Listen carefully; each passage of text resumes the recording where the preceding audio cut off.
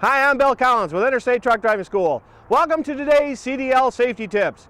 Well, it's a beautiful spring day here in Minnesota, so I was contemplating what to talk about to you all today. Hey, Bill. Yeah, excuse me, my video producer's calling me. Yeah, Josh, what do you need? What's with that post? What post? That post. Oh, this post? Yeah. Oh, I'm glad you called that to my attention. See, this is a reminder of what we're going to talk about today, y'all. We're going to talk about post-trip inspections. That's one of the driver's daily responsibilities, is to check the truck at the end of your workday. And for some reason, they call that the post-trip inspection. So, come with me and we'll talk about this very important subject.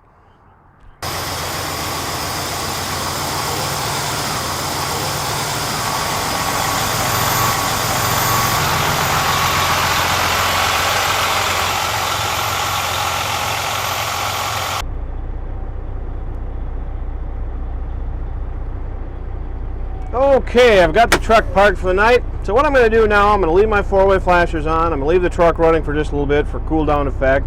I'm going to put my headlights on so that's all working. And now what I'm going to do is I'm going to get out, walk all the way around the truck and check all my lights and everything, check for leaks and check my tires, make sure everything's in good shape. So follow me, let's go out and check the truck.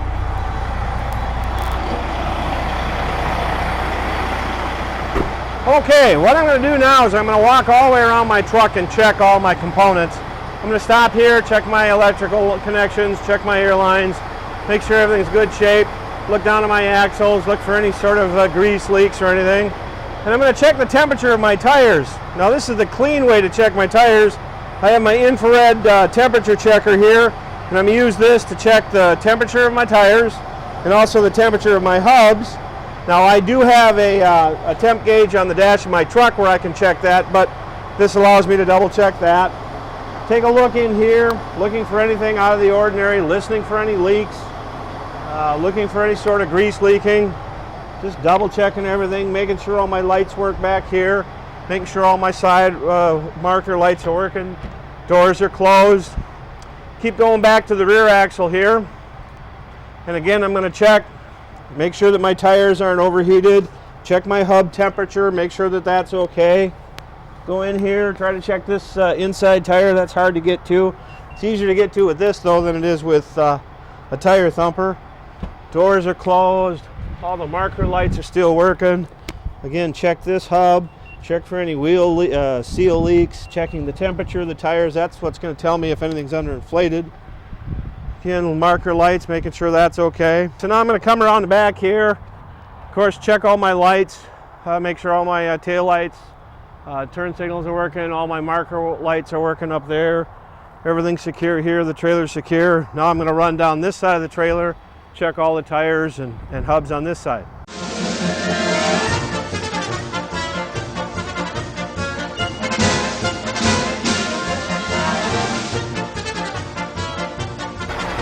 Okay, so just keeping an eye on everything here. I'm going to check the temperature of my front tires, check the tire temperature of my front hubs, make sure that's okay. Everything seems secure here. I'm going to take a good look, make sure there's no leaks underneath the truck.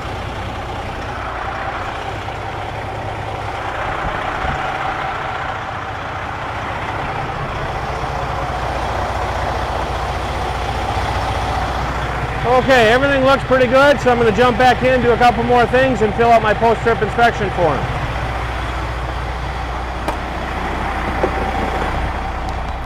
Okay, so everything looked pretty good there. So what I'm going to do is shut the truck off. And one last thing I like to do is check for any air leaks. So I'm going to release my brakes, both the tractor and the trailer. Let my air pressure stabilize here with my foot on the brake. And this will tell me if I got any air leaks. This is something that you might have had to do for your CDL road test when you got your CDL license way back when, if you remember back to that. So now the pressure stabilizing there, looks to be real good. I've also got an application gauge on this truck. I've got about 35 pounds of pressure on the brakes with my foot, and it's holding nice and steady. I can't hear any leaks, so I'm happy about that.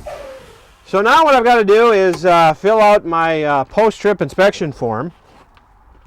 Now, of the 3 inspections that we do on a daily basis, this is the only form that has to be written.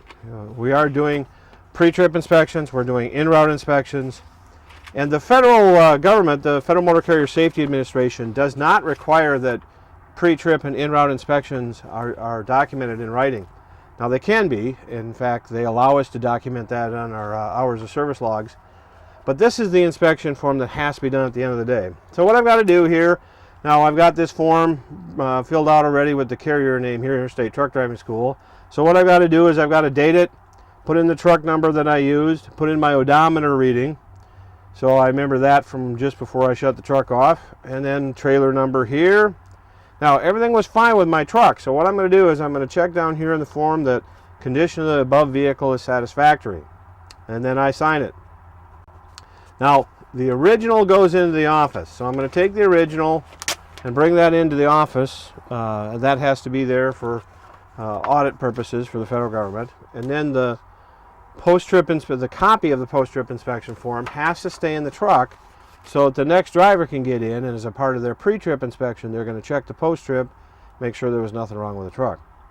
Now, a couple other things about this inspection form. Let's say that there was something wrong, that I identified some sort of problem with the truck. Well, then I would mark that here on the inspection form, and then what has to happen is a mechanic has to come along and repair whatever it is I claim to have been a defect. After the mechanic does that, the mechanic signs right down here where it says mechanic signature, and they either claim that the above defects need not be corrected or the above defects have already been corrected, okay? So the mechanic signs when the mechanic has addressed the issue. Then the next driver has to then review this post-trip inspection the next time the truck is used as a part of their pre-trip inspection. And I guess this is where people get confused. They just don't follow how this paper trail works. And it's really quite simple. Again, at the end of every day, you do a post-trip inspection. You check your vehicle. Make sure that you identify anything that's wrong. If everything's okay, check it as satisfactory, sign it, leave the copy in the truck, the original goes in the office. The next driver uses it, takes a look at the inspection, everything was fine, he's good to go. The other situation is if I identify a problem, the mechanic has to either repair the problem or make the claim that the problem doesn't need to be corrected for safe operation, and then the next driver that uses this truck has to sign off as having reviewed that the mechanic addressed the claimed defect by the previous driver. It's very easy to understand. It might take you a little while to get used to working with it. What is interesting is that a lot of trucking companies, usually the smaller ones, not necessarily the over-the-road outfits, but like landscapers, those kinds of operations that are using commercial vehicles, they get a little confused with this and seem to think that this form has to be filled out in the morning as a part of their pre-trip inspection. They don't realize that this is a post-trip inspection, filled out at the end of the day to let the next driver know the condition of the vehicle, to let the mechanics know if there's anything that needs to be addressed before the vehicle is driven again. So again, it's very simple once you get used to it, but don't be surprised if you find other people in the industry that are confused as to when you fill these out and how you fill them out. Your commercial vehicle inspectors will ask you for this if you get stopped in a roadside inspection. They'll want to see the previous day's post-trip inspection, because remember, that is something that you are supposed to check as a part of your pre-trip inspection. Okay? Again, real simple. Check the Federal Motor Carrier Safety Regulations. It's all laid out for you there. That pretty much does it for today. So now all I'm going to do now, my truck's all secure, my form's filled out. Now all I'm going to do is get out and drain my air tanks, and then I'm done for the day.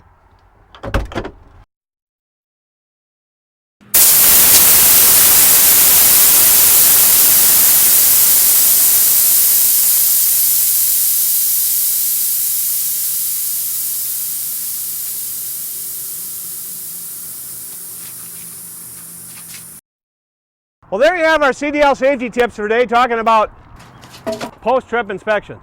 I'm Bill Collins with Interstate Truck Driving School. Thanks for watching. Check us out on the web at www.interstatedriving.com. Have a good day, but more important, have a safe day.